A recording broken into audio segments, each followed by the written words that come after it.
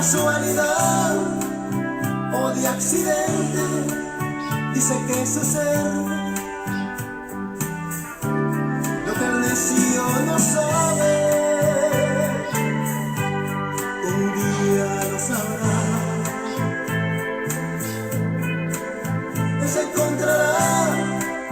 Se encontrará con lo que él negó. Qué lástima que el hombre más sabio se pregunte a dónde está Dios, a dónde está Dios, no lo puede entender.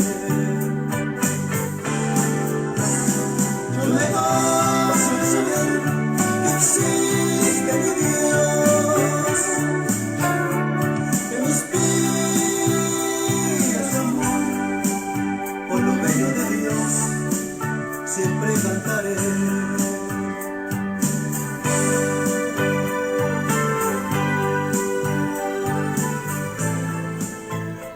Muy buenas tardes, audiencia de Radio Comunicando Vida. Estamos una tarde más transmitiendo desde Honduras y para el mundo, su radio amiga. Estamos desde Danlí, el paraíso, Honduras. Dios me le bendiga a todos los que están ya llegando, conectándose a nivel mundial. Dios bendiga a todos los que están ahí, siempre en casita.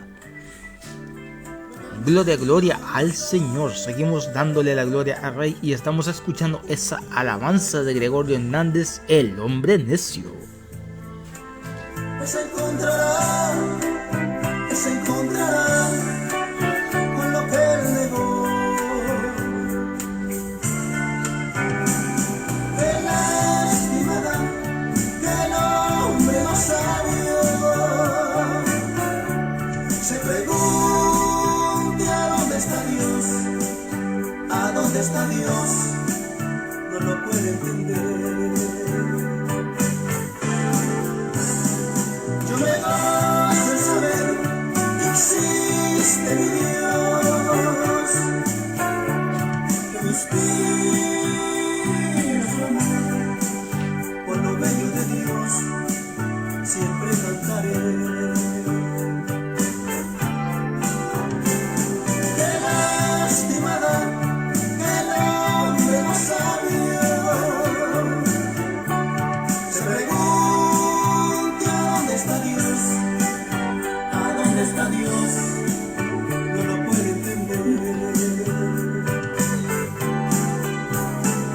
Yo me gozo en saber que existe mi Dios, que me inspira su amor, por lo bello de Dios siempre cantaré. Yo no soy.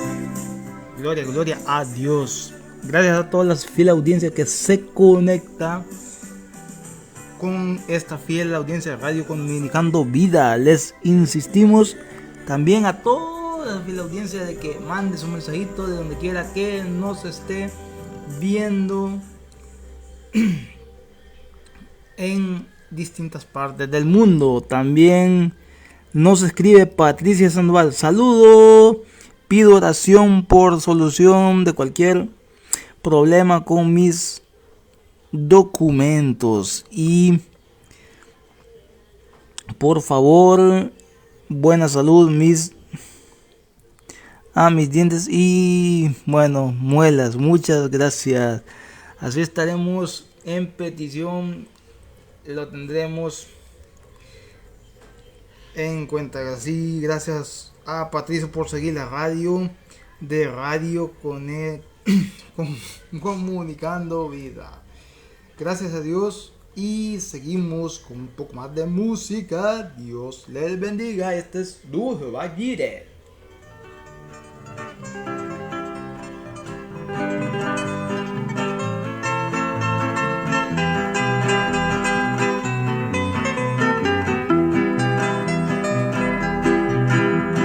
Santo, Santo.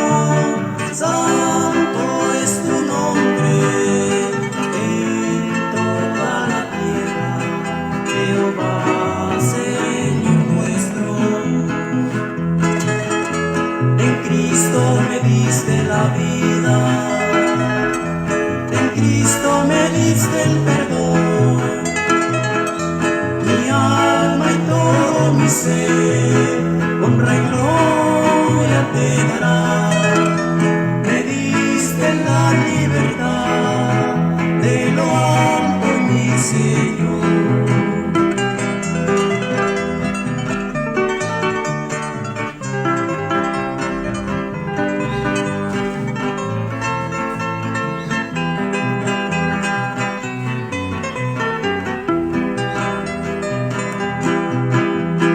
Gloria, gloria, gloria a tu nombre, por la dicha inmensa de ser hijo de un rey.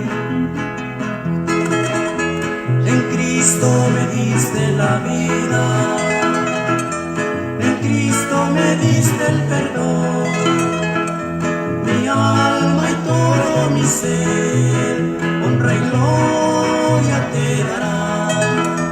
Me diste la libertad de lo alto, mi Señor. Gloria al Señor, la honra y se la merece Dios. Estamos desde Danlí, El Paraíso, Honduras.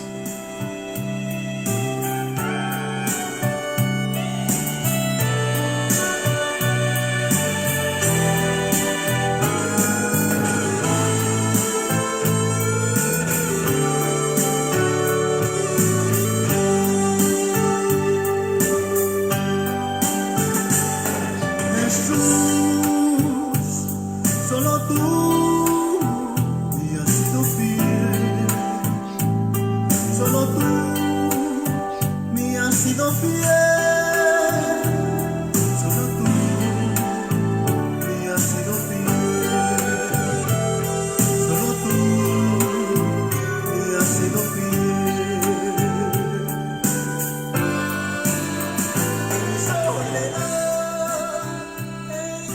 Estamos escuchando al pastor Gregorio Hernández con su canción Tú has sido fiel. Dios bendiga a toda la fiel audiencia que se comunica con todos nosotros. Saludos, compartan el contenido, dale like y continuamos.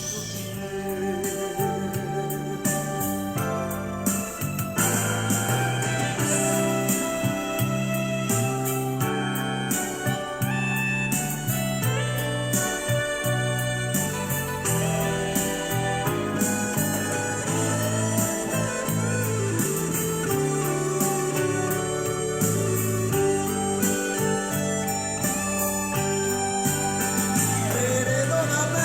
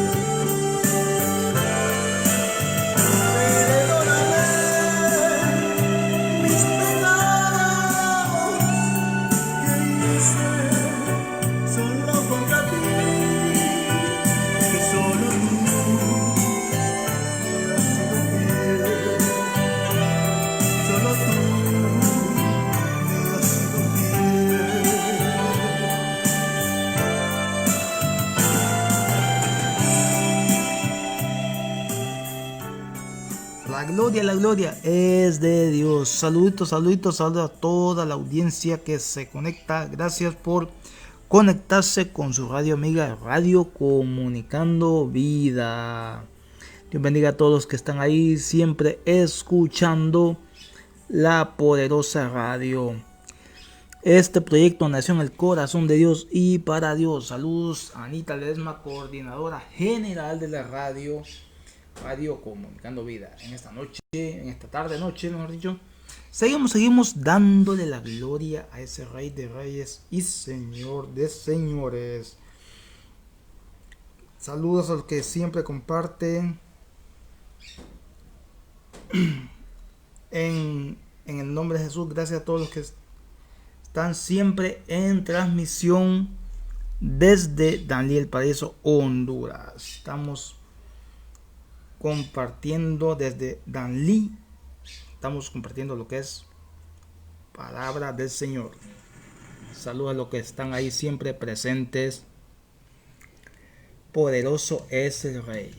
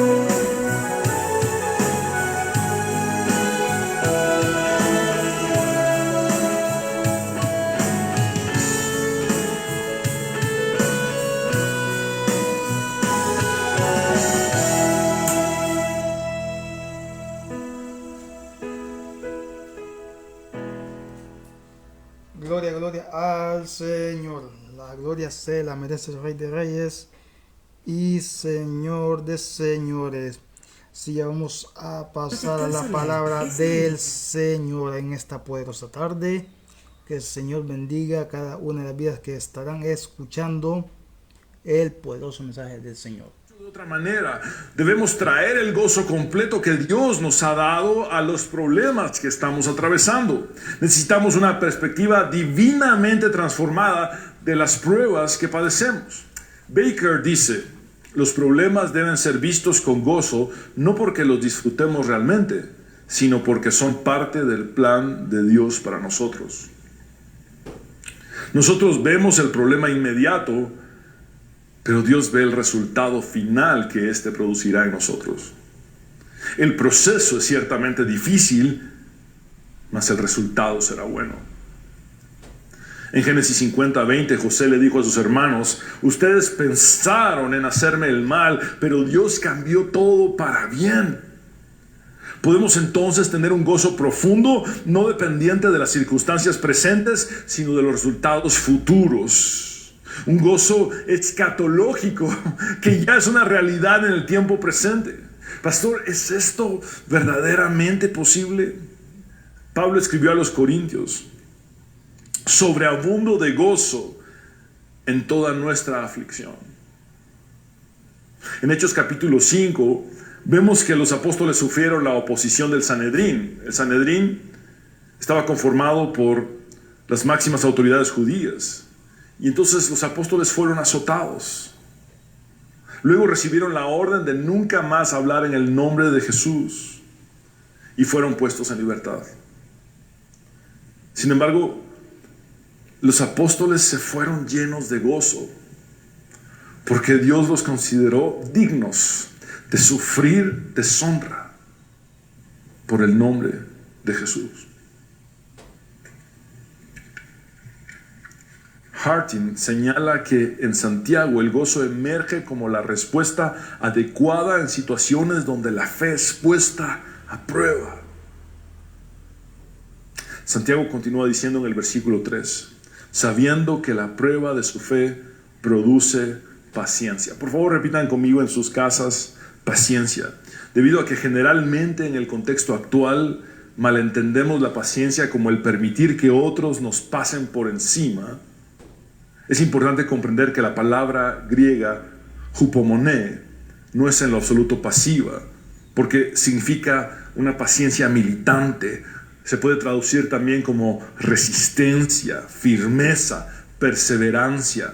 El término expresa una determinación creciente frente a la adversidad basada en la esperanza. El propósito divino de la prueba no es destruirnos ni afligirnos, sino limpiar y refinar nuestra fe, al igual que el oro es purificado en el crisol. George Mueller dijo: las dificultades son el alimento de la fe. Las pruebas son medios a través de los cuales Dios trabaja para perfeccionar y aumentar nuestra fe. Moore dice que la idea entonces no es que las pruebas determinen si una persona tiene fe o no, más bien estas fortalecen la fe que ya está presente. Versículo 4: y que la paciencia, resistencia o perseverancia tenga su perfecto resultado. Aquí aparece otro imperativo o mandato, es decir, una mejor traducción sería: permitan que la perseverancia termine su obra para que sean perfectos o maduros y completos o enteros, sin que nada les falte. La persona es formada no parcialmente, sino totalmente. Mientras que otros pasajes de la Escritura tratan acerca de las causas del sufrimiento, Santiago se enfoca en la meta final del sufrimiento, la cual es la madurez cristiana. Stulak describe que la importancia de este versículo radica en que muestra que la perseverancia no es el fin en sí misma, sino el estilo de vida por el cual el siervo de Jesucristo alcanza la madurez. Por más difícil y desagradable que sea la prueba que estemos padeciendo, lo cierto es que Dios está perfeccionando el carácter de cada uno de nosotros a través de esto.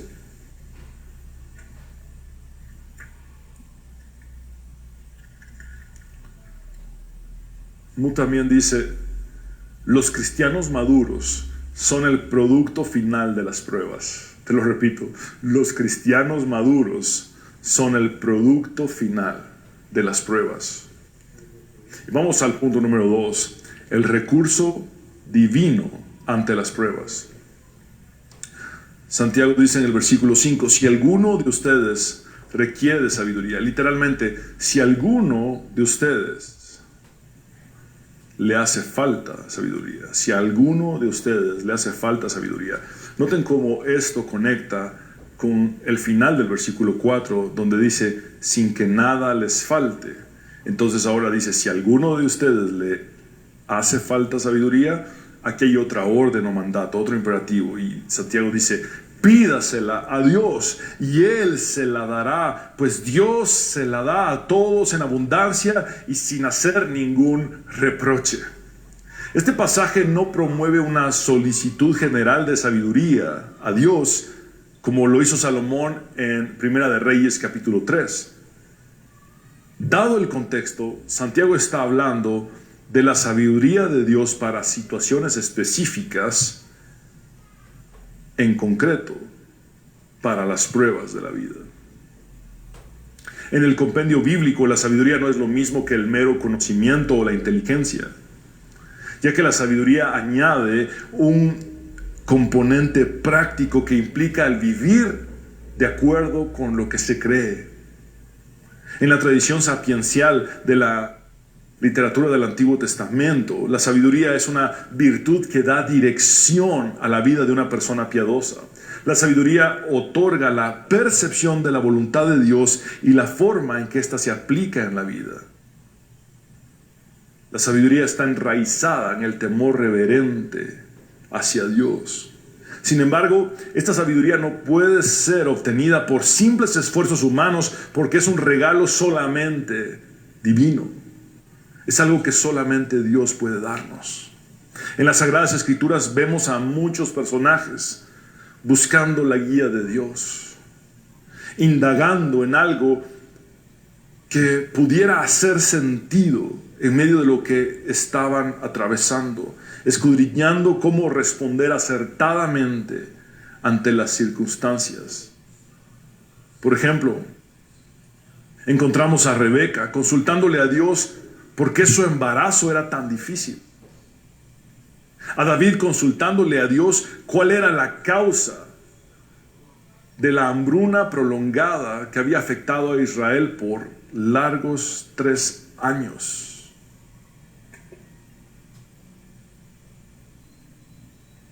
A Jeroboam necesitando sabiduría para esclarecer si su hijo viviría o no.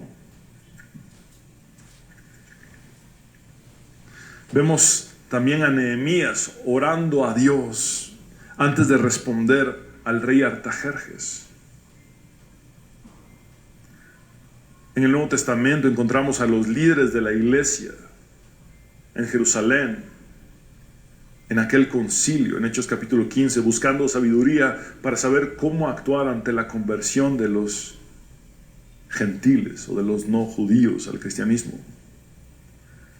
Santiago afirma, y Él le dará sabiduría, pues Dios se la da a todos en abundancia y sin hacer ningún reproche. Santiago basa su confianza en el carácter de Dios, no en el mérito humano. El Señor no nos desecha por nuestras fallas pasadas, ni nos echa en cara los regalos que nos ha dado. Jamás Dios se burlará de ti diciéndote, ¿tú buscas sabiduría? Tampoco Dios dirá algo así como, otra vez tú buscando sabiduría o pidiéndome sabiduría. Hoy puedes plantearle a Dios las preguntas que tengas, pidiéndole sabiduría para tu situación. Puedes decirle, Señor, ¿cómo voy a soportar todo esto? ¿Qué propósito tiene esta prueba en mi vida? ¿Cuál es la causa de esta prueba? ¿Dónde es evidente tu gracia en medio de todo esto que estoy pasando? ¿Qué es lo que debo hacer en esta situación? ¿Qué es lo que tú quieres mostrarme? ¿Qué es lo que tú quieres, Señor? ¿Cuál es tu voluntad? Guíame.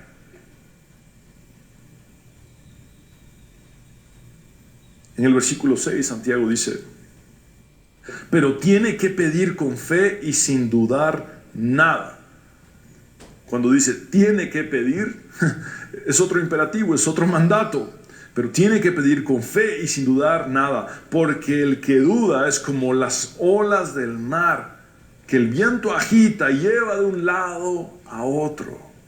En una sola palabra, el que duda es inconsistente. En Santiago capítulo 2, la verdadera fe se demuestra en las buenas obras y la obediencia a la ley de Dios. Entonces, pedir con fe no se limita a solamente creer, sino que incluye también la idea de pedir desde un lugar de obediencia a Dios. En Ezequiel capítulo 20, Dios no permitió que los líderes rebeldes de Israel le pidieran sabiduría. Entonces, pedirle sabiduría a Dios mientras nos rehusamos a obedecerle es pedir sin fe o pedir con una fe muerta. Santiago se refiere no tanto a una duda intelectual con la que todos batallamos. Tillich dijo que la fe va acompañada de duda. Recordemos a aquel hombre que pidiendo un milagro para su hijo le dijo a Jesús, Señor, creo, ayúdame en mi incredulidad. Entonces, Santiago no se refiere tanto a una duda intelectual, sino a un conflicto básico de lealtades. Como por ejemplo, una lealtad que está dividida entre Dios y Mamón, como Jesús lo dice en el Sermón del Monte. Es decir, una lealtad dividida entre Dios y las riquezas. O una lealtad dividida entre Dios y el mundo, como lo dice Santiago 4:4. Versículo 7, quien sea así, es decir, quien tenga una lealtad dividida, no piense o no suponga, este es otro imperativo, que recibirá del Señor cosa alguna, pues quienes titubean o quienes son de doble ánimo, literalmente quienes tienen dos almas, son inconstantes en todo lo que hacen. Como diría mi profesor Craig Blomberg, son consistentemente inconsistentes.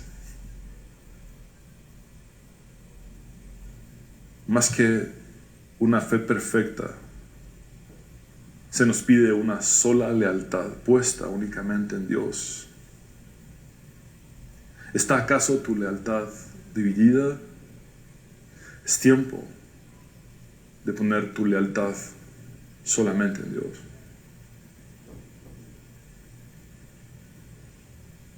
Punto número 3 y final.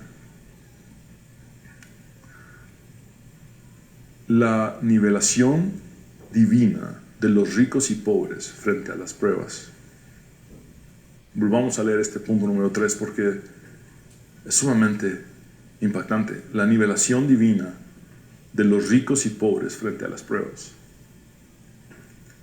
En el versículo 9, Santiago dice, el hermano pobre, es decir, el creyente pobre, literalmente el de baja condición, debe sentirse orgulloso cuando sea exaltado. Cuando Santiago dice, debe sentirse orgulloso, encontramos otro imperativo, es decir, otro mandato a la acción. Ahora, sentirse orgulloso en este contexto no significa ser arrogante o altivo, ni jactarse ante los demás, sino alentarse en que Dios exalta al humilde. La exaltación incluye el deleite actual del creyente en su estado espiritual exaltado en el Señor, así como su esperanza futura de participar en el glorioso reino eterno inaugurado por Cristo. Por ejemplo, María en el Magnificat expresa: porque Dios ha mirado la bajeza de su sierva, es decir, Dios ha visto la humilde condición de su sierva, pues he aquí desde ahora me dirán bienaventurada todas las generaciones. Las primeras palabras de Jesús en su ministerio público fueron una cita de Isaías 61:1, y él dijo: el Espíritu del Señor está sobre mí, por cuanto me ha ungido para dar buenas nuevas o buenas noticias a los pobres. La primera bienaventuranza de Jesús, tanto en Lucas como en Mateo, tiene que ver con los pobres. En Lucas dice: bienaventurados ustedes los pobres, porque el reino de Dios les pertenece. En Mateo, en el Sermón del Monte, dice: bienaventurados los pobres en espíritu, porque de ellos es el reino de los cielos. Es importante notar que la pobreza implicada por Santiago podría haber sido causada por una hambruna general que afectó al imperio romano en los días del emperador Claudio. Es decir,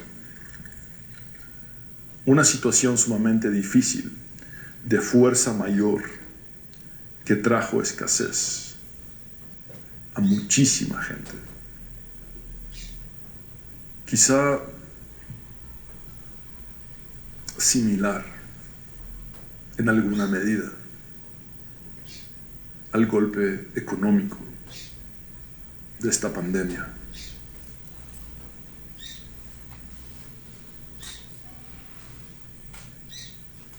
En contraste,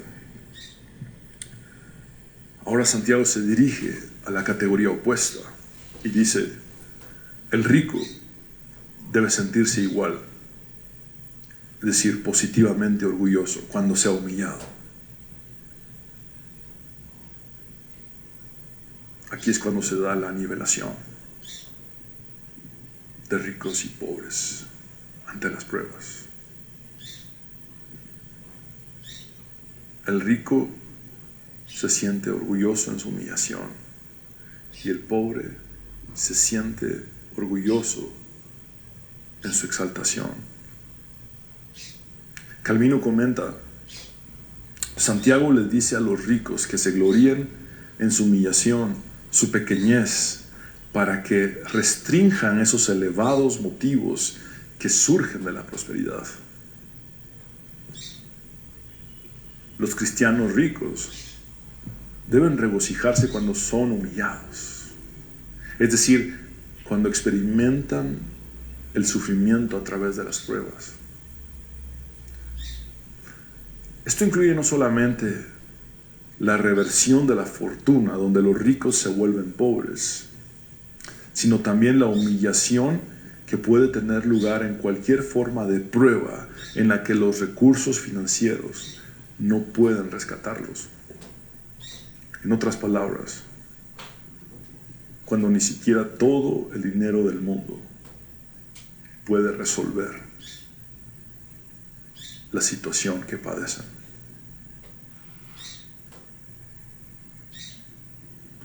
Santiago concluye esta sección utilizando imaginería del Antiguo Testamento para recordarle al cristiano rico que sus riquezas no perdurarán y que su vida en esta tierra es corta, y que por consiguiente no debe poner demasiado énfasis en aquello que no podrá llevar consigo a la eternidad. Jesús lo dijo de esta manera: ustedes deben hacerse tesoros en el cielo y no en la tierra.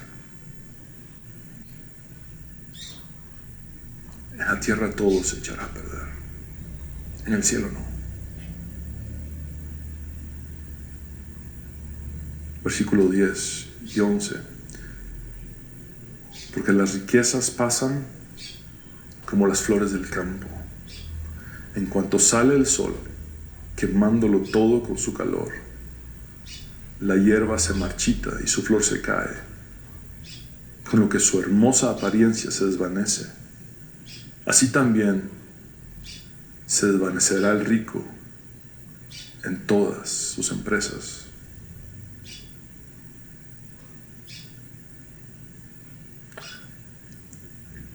El rico debe confiar siempre en el Señor, no en sí mismo, ni en el dinero.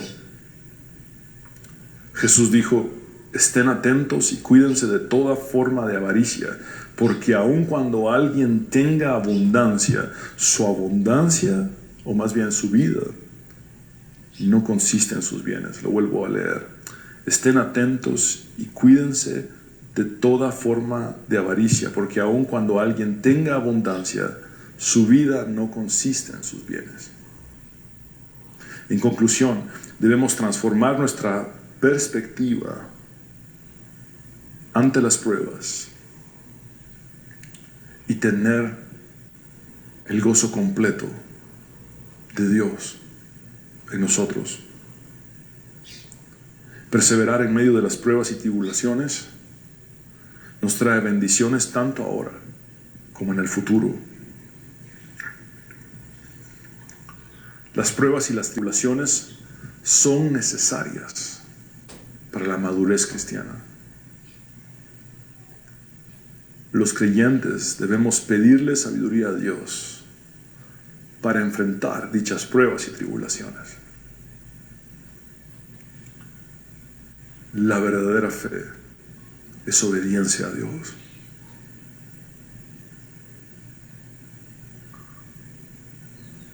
Tanto carecer de recursos financieros como poseer recursos financieros y no poder utilizarlos para resolver los problemas de la vida pueden ser bendiciones enmascaradas que nos llevan a depender solamente de Dios.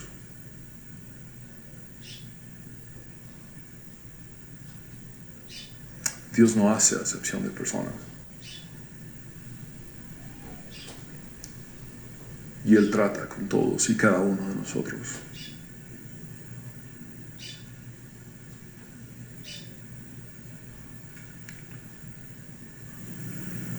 Te invito a que oremos. Te damos gracias por hablarnos en esta hora. Hoy reconocemos que absolutamente todos estamos pasando por pruebas de muchos colores.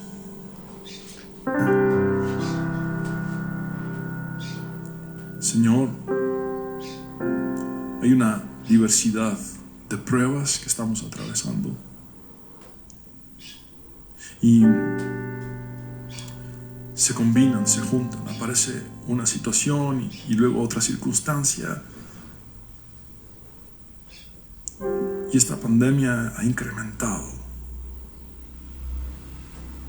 las dificultades.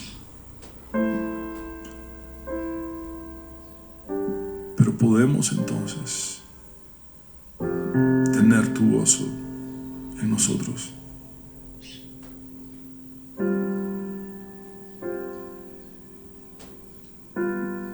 Asimismo, podemos pedirte sabiduría para saber cómo actuar.